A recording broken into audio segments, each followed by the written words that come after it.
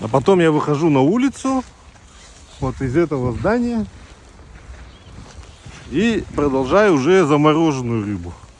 Руки, правда, мерзнут, минус 47. Значит, вот это вот опять.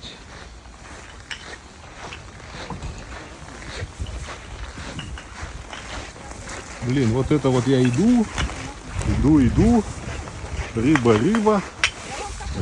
Я в прошлый раз мясо вам показывал. Вот рыба. Ух ты, вот эти вот вообще здоровые.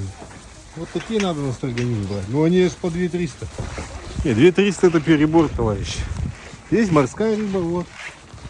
Тут еще рыба. Рыбный.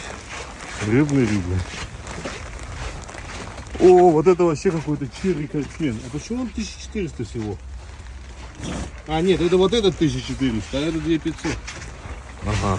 Не, ну вы должны понимать, что в крупной рыбе-то костей меньше.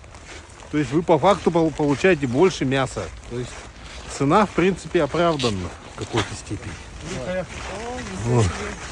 У меня замерзли руки, пока я шел. Рыба. А это нельма, смотрите. Я помню, мы как-то ее пилили пилой, для которой дрова пили, потому что она как полено. Рыба. А, все, я замерз. В общем, такой вот обзор рыбного ассортимента в городе Якутске. Все. Всем привет. С наступающим.